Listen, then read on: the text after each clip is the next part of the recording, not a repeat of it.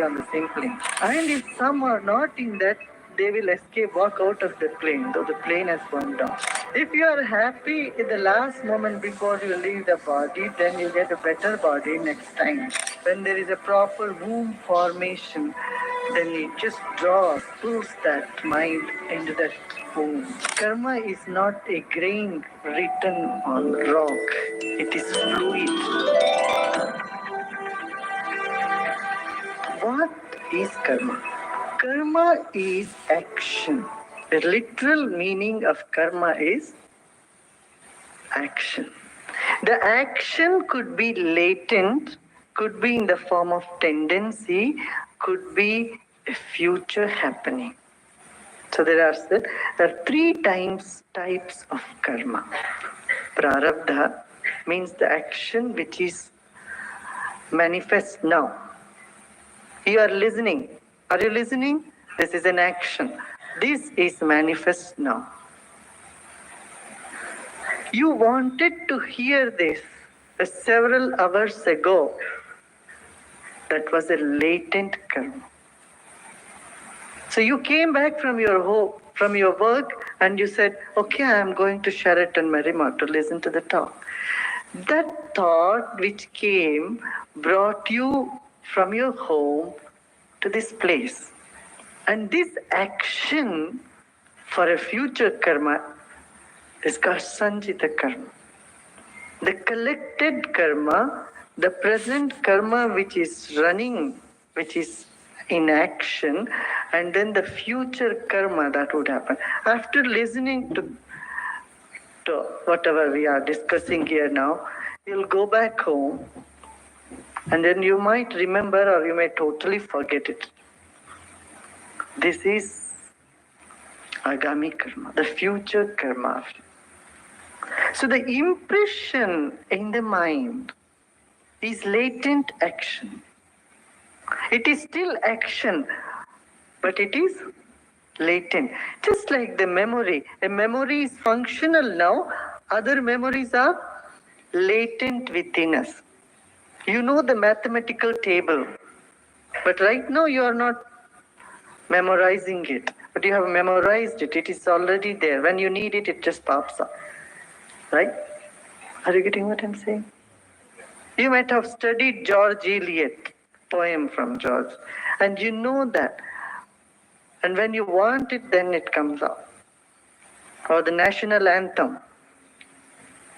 So certain impressions, strong impressions in the mind remains, and they form the future karma. Every habit is a sort of karma. Do you know what I'm saying? Suppose you have been drinking coffee every morning, and one day you don't drink, you get headache. This is coffee karma. Now, how to eliminate coffee karma? Either by drinking it or observing it. Okay, every day I've been drinking nicotine, it's no good for me. Okay, let the headache come for me. Take a Tylenol, or do some breathing, or meditate, do something, or jog. Being aware of a tendency in us will help us to overcome the tendency. Or experiencing the tendency, we overcome the tendency. Here is the play of jnana, the knowledge, awareness. Knowledge means not informative knowledge. Here knowledge means awareness, the sense of knowingness. When you increase the sense of knowingness in you, karma gets reduced. Like you feel like throttling somebody, but you are aware, then you don't do it. Because the more there is awareness, knowledge, then you don't do it. But if you are not aware, unconscious, then the whole tendency of just throttling somebody, when it comes up, you just go on throttle. Then you act on it. Now, all the animals have got only prarabdha karma, means the karma of which they do not have any control. The nature runs them through. So they don't accumulate a future karma. If you are like an animal, totally, you don't get any karma. But as a human being, this is impossible. Because our mind gets into that impression. Now, reincarnation is another topic for today, right? Reincarnation is coming again into body.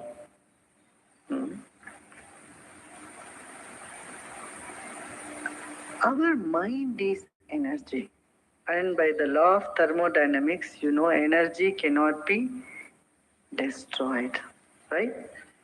Third law of thermodynamics. If mind is energy, what happens to this energy when someone dies? Now, when someone dies, what is happening? Death is almost like a sleep. What happens to you when you sleep? The most ironic thing is that we sleep every day, but we have never met our sleep. Every night, you go into your bed and sleep, and you have never met your sleep. If you meet your sleep, if you happen to understand your sleep, you will understand your death also. How, while sleeping, your whole consciousness, attention, your mind shrinks, and then one by one, you are shut off from the outer experiences and move inward into a void, a space.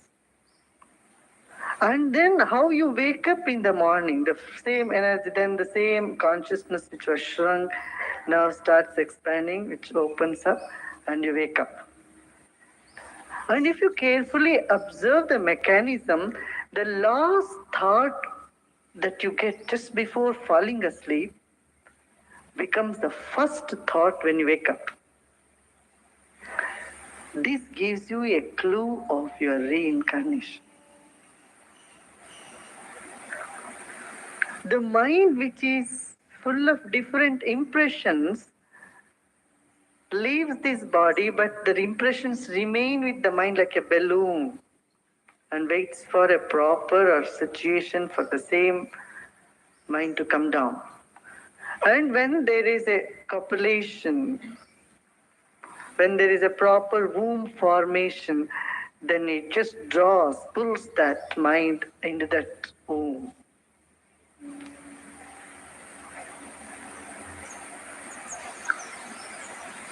And then a child is born. The body is gained. So it is that the last thought is more important. Whatever you do throughout your life, at least in the last moment, your mind should be free and happy. If you are happy in the last moment before you leave the body, then you get a better body next time.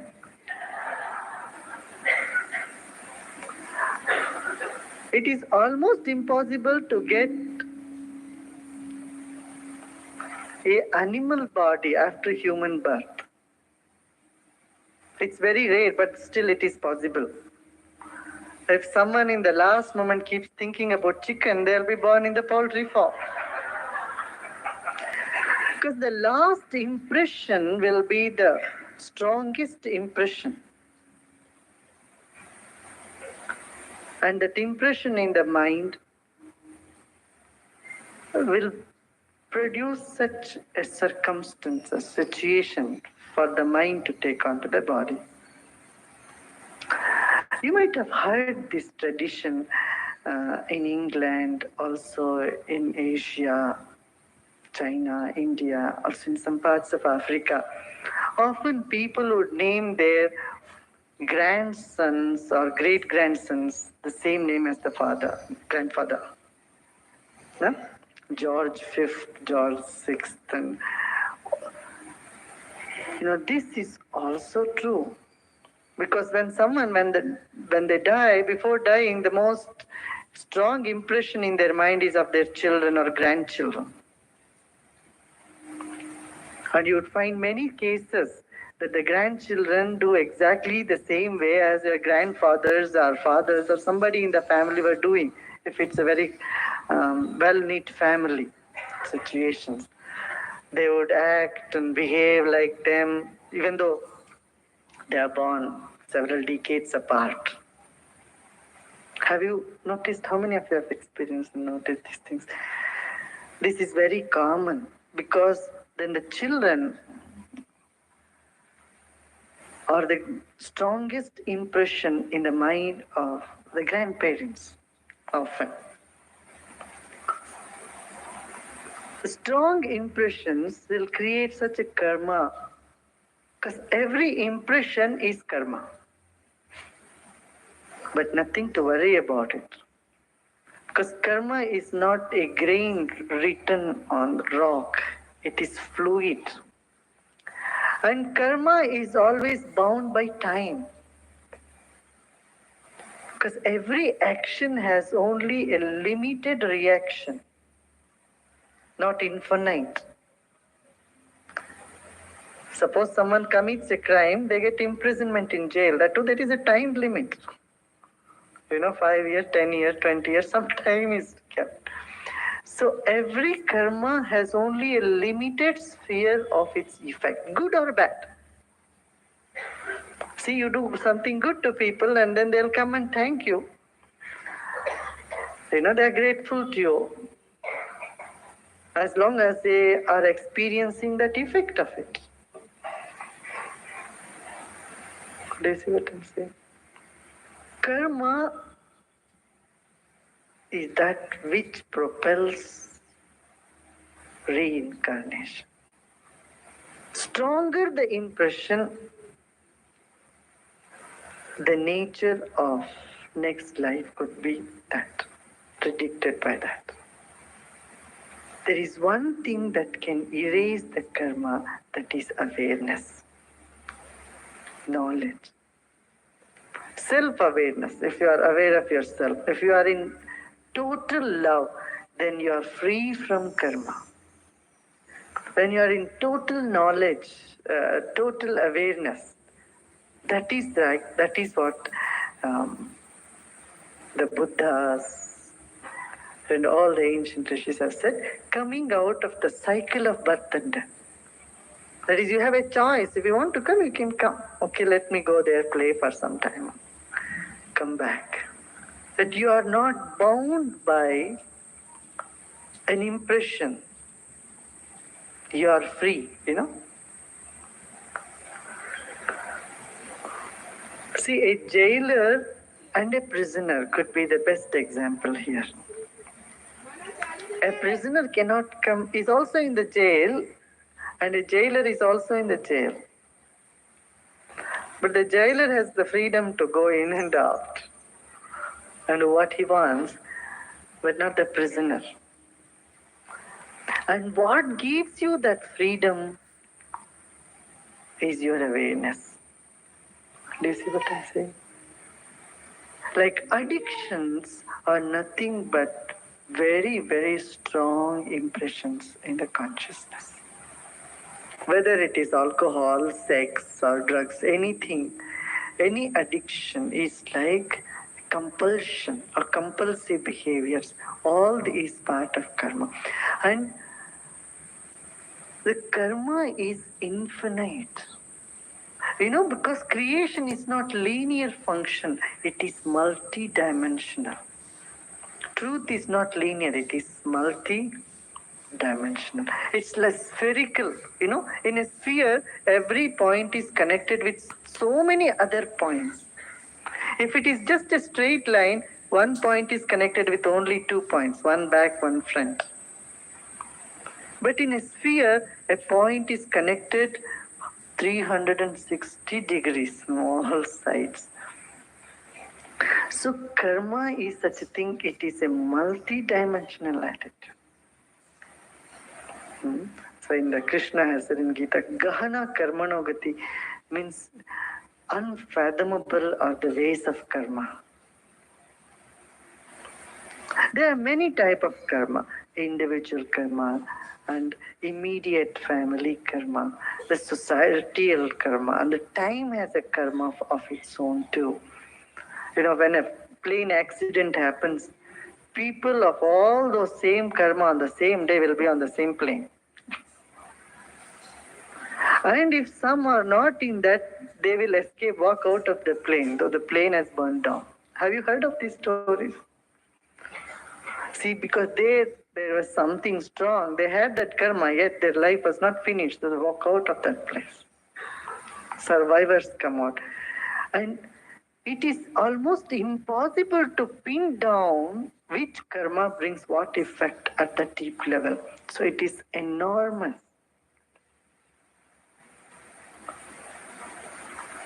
Of the three different karmas, Sanchita, the karma which we have brought with us, Prarabdha, the karma which is yielding fruits right now, and the Agami, the karma which we may incur in the future. Our Sanchita karma, the karma which we have as a storage tendency, can be burnt off. We can remove that, eliminate them. All the spiritual practices, prayers, service, loving people around us and the nature, meditation, all these aid in erasing the karma which we have acquired. Sanchita, the Sanchita karma, the acquired karma which we have brought with us. The Prarabdha karma which is already yielding result will have to be experienced. So it's Prarabdha. It's already on the run. It's like you're on the car. It's already on the way, on the motorway. Now you cannot stop when you're on the motorway. You have to pull to the side to stop, right? You have a choice of changing the lanes, but you have no choice of exit when you have missed the exit. Do you see that?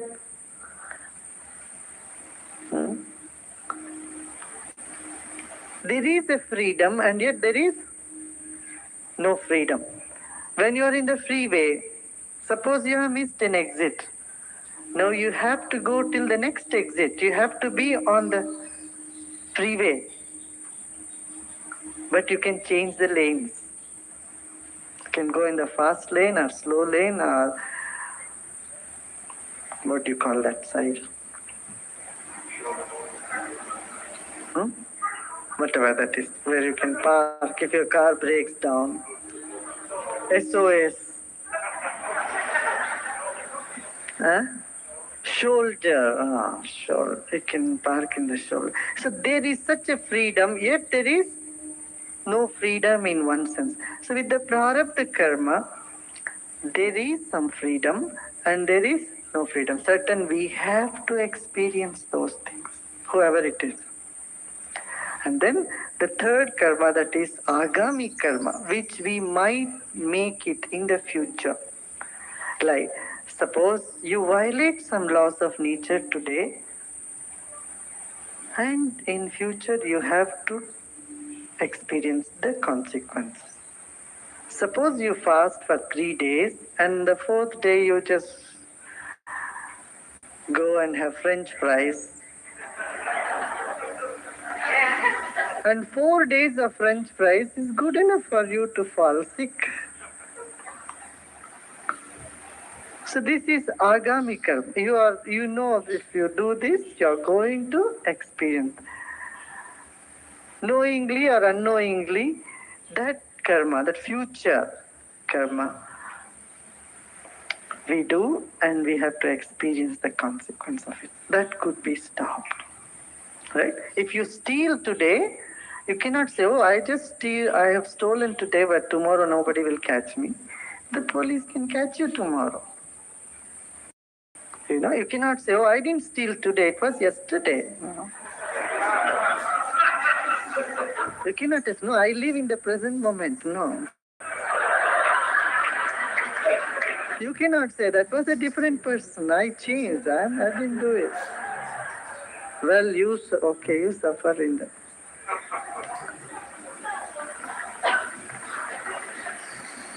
So this is karma, the karma which would yield its result in the future. So sometimes people ask, why bad things happen to good people? You are good today. Today you are very nice. You don't know what you did yesterday. You know. So as you sow, so shall you reap. So those things give result in the future. Now today's karma, if we take care of it, tomorrow it will not bother us. And every karma has a limited span of its results. Mainly 5 things come to us in our life from the Sanchita karma, from the karma you have acquired from the previous time. 5 aspects in life come. Birth and the place of birth. The parents you are born to is from the past karma. Your education and line of education, degree of education, how much you acquire knowledge. And then the wealth, the source of wealth.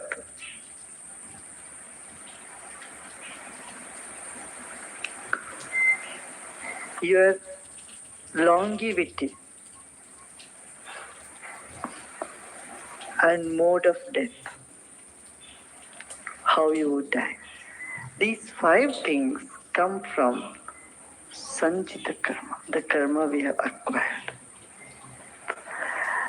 Now, how rich we become, how much we can grow in our awareness, our marriage, children, and our social work, all this is prarabdha karma, samhita, agami karma, the future karma. And the future karma you can associate now. What you gain now becomes your future karma. So you have certain degree of freedom to act now and acquire more karma. And you have certain fate, or you call it certain destiny that you are provided with, that you cannot change. Do you see you have any control where you are born? No, you are born in America, England, Europe, Australia, South America, South Africa, India, China. This has already happened and it is yielding the result to us. Generally, we can understand them like this. Yet I am saying there is always a possibility open. It is never a closed possibility. It's always an open possibility. And what makes it an open possibility is the presence of dharma, the nature, our nature, the human nature which has freedom in it. And the second, prema, the love that we are. As I said, love is the common factor of the entire creation. If you see birds, there is love in the bird. If you see ants, there is love there.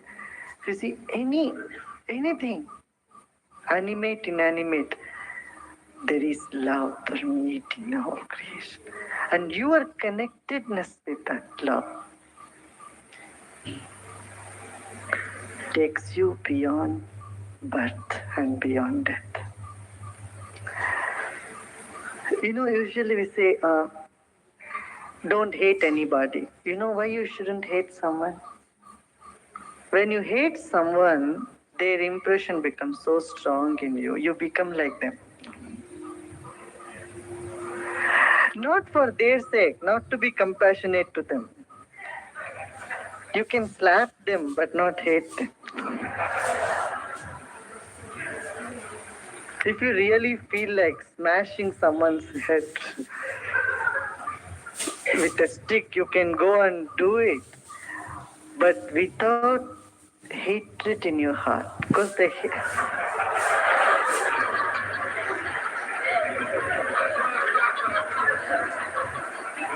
see, your hatred makes you like them.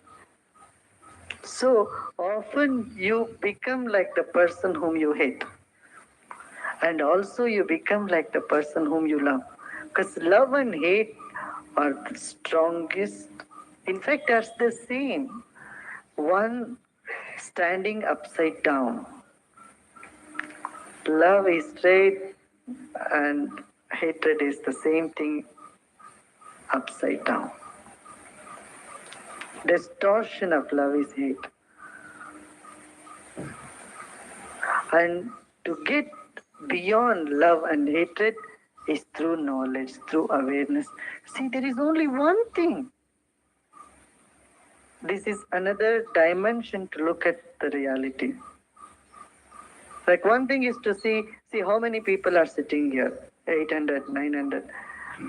And each head, every minute is coming out some thoughts.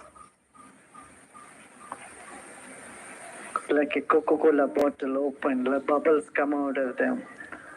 So each body is emitting bubbles of thought from it. But there is only one Coca-Cola, maybe with a different flavor or brand. It's the same drink.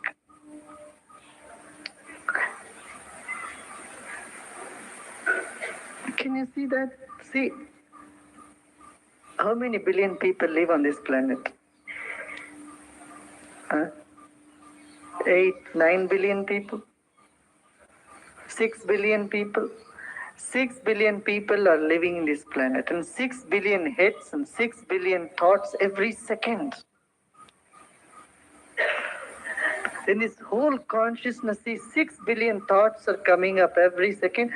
Every second, it's not staying there. They come and go. Another set of 6 billion thoughts. Some are in Chinese, some are in English, some are in French, some are in some other language, some are in Hindi, some are in Kannada. All different languages, all different emotions, all different colors. It's all happening in this moment. This moment has a mind of its own. And so many thoughts come in this moment and they vanish, just like the waves in the ocean. So why to give so much importance to what someone says, including what I'm saying now?